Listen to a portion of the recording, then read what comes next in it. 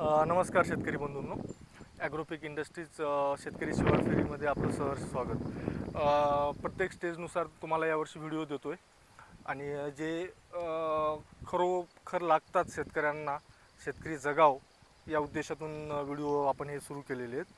तर शेतकरी बंधूंनो, आता जवळपास आता भरपूर सुरू आहे, थोडी रिमझिम पाऊस सुरू असल्यामुळे थोडं हे होईल. सध्या काय होतं आहे, आता हळदी वसमत विभागातल्या जवळपास निघालेल्या आहेत. काही भागात पाण्याचं प्रमाण थोडं कमी असल्यामुळं निघाल्या नसतील. तर या स्टेजला हळदी जर आल्या असतील शेतकरी बंधूंनो, तर आता तुम्ही मात्र बेसल डोस देऊ शकता. पण त्याआधी एक छोटं काम करा, एक साधी ड्रिचिंग करून घ्या जर ओल चांगली असेल तर. आता त्यातल्या त्यात कसं झालेलं आहे, ह्युमिकचं नाव खूप बदनाम झालेलं आहे. या कंपन्यावाल्यांनी पार त्याचा हे वाजवून टाकलेलं आहे. 98% सोल्युशन बनत नाही, ते फाटल्या जातं. आपल्याला खोटं बोलून ते विकल्या जातं. पण ह्युमिक काही जणांनी 3,000ला विकू त्याचं नाव पूर्ण खराब करून टाकलेलं आहे. चांगल्या कंपनीचं ह्युमिक घ्या, ब्रँडेड कंपनीचं. त्याला एक दिवस त्याचं द्रावण करा 200 लिटर पाण्यामध्ये आणि दुसऱ्या दिवशी 24 तासानंतर मग ते ड्रिचिंगद्वारे सोडून द्या. ड्रिचिंगद्वारे तुमच्याकडे ड्रीप असेल तर ड्रीपद्वारे सोडा. 24 तास ठेवल्यामुळे काय होतं, ते सोल्युशन पूर्ण पाण्यात मिसळलं जातं. त्यामुळं ते ड्रीप जे आहे आपलं लॅटरल, ते ब्लॉक नाही करत. आणि दुसरी गोष्ट काय, ते पूर्ण सोल्युशन विरघळल्यामुळं तंतोतंत लागू होतं. आणि ड्रीपने देण्याचे फायदे दोन आहेत शेतकरी बंधूंनो. ज्यावेळेस आपण पाठीवरल्या फवारणी देतो त्यावेळेस काही ठिकाणी हा जो वरचा थर आहे, लेअर ही कडक झालेली असते. त्यामुळं जर पाणी नाही पडलं तर ते पूर्णतः वाया जातं. पण जर हेच आपण ड्रीपने दिलं तर ते पहिल्यांदा ड्रीप अर्धा एक तास सुरू राहू द्या, त्यानंतर ह्युमिक सोडा. आणि त्यानंतर आता ह्या हळदीला 5 दिवसानंतर खतांचे डोस सांगतो. 10-26-26 एकरी 1 मायक्रोन्युट्रिएंटची किट घ्या. एक युरिया पहिली वेळेस आहे म्हणून युरिया एक टाका. 10-26-26 झाला, युरिया झाला, मायक्रोन्युट्रिएंट किट झाली. आणि जर तुम्हाला गेल्या वर्षी सडीचा वगैरे प्रॉब्लेम आलेला असेल तर कोणत्याही कंपनीचं फर्टेरा असेल किंवा ओनविक्स असेल, ते अळीनाशक मात्र जरूर घ्या. कारण नंतर आपल्याला 5-5, 7-7 हजार रुपये खर्चही करावा लागतो. हळदही नासून बसते, म्हणजे दोन्हीकडूनही नुकसान आहे. हळद नासते आणि औषधांचा खर्च, मग तो दुकानदार आहे बाटल्याच्या बाटल्या त्या देऊन टाकतो. खूप शेतकऱ्यांच्या याच्यावर पाहिलेले.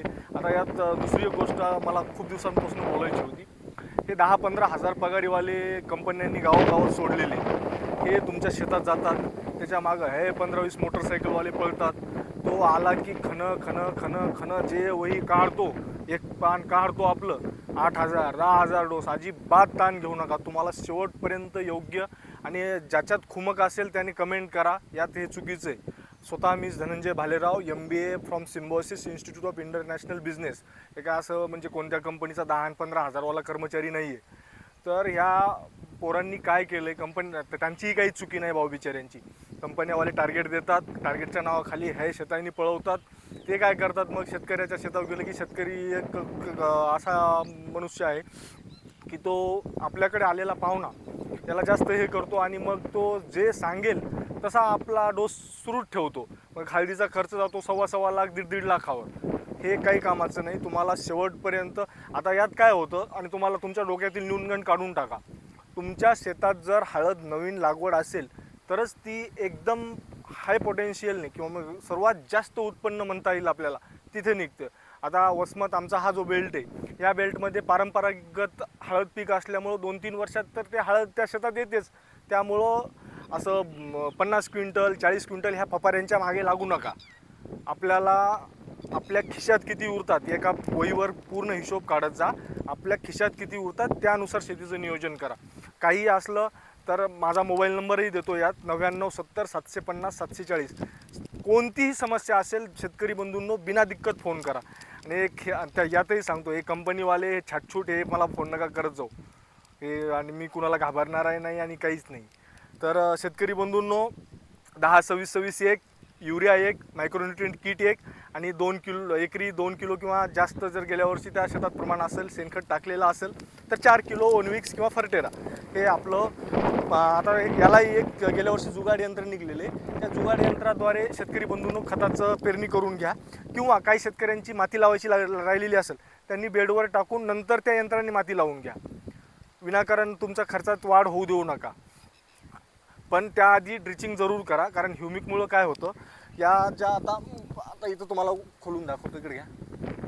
आता ही हळद आहे, हिचा जारवा इतका आहे, तो जारवा जास्त वाढला की वरून झालेलं जे न्यूट्रिएंटचे हे आहे ते अपटेक करायला त्याला खूप जारवा जास्त झाल्यामुळं त्याला ते पूर्ण अपटेक करून घेतं. जमिनीतले जे आपल्याला आता देणारे अन्नद्रव्य आहोत आणि जे सूक्ष्म अन्नद्रव्य देणार आहोत ते पूर्ण घेऊन टाकतो. आणि दुसरी गोष्ट, शेतकरी बंधूंनो, ज्या शेतकरी बंधूंनी स्प्रिंकलरने वगैरे हळदी भिजवलेल्या आहेत आणि आता हळदी ज्या निघत आहेत त्या पिवळ्या दिसतात, अजिबात घाबरून जाऊ नका.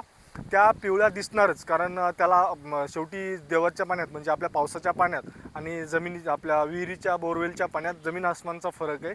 त्याला काही एक वेगळी फवारणी नाही, काही नाही. पाऊस चांगला झाला की ती हळदही हिरवीगार दिसते.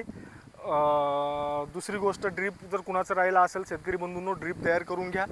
आणखी काही अडचणी असतील तर कमेंट बॉक्समध्ये विचारा. प्रत्येक स्टेजनुसार व्हिडिओ टाकत जातो. तुर्तास धन्यवाद.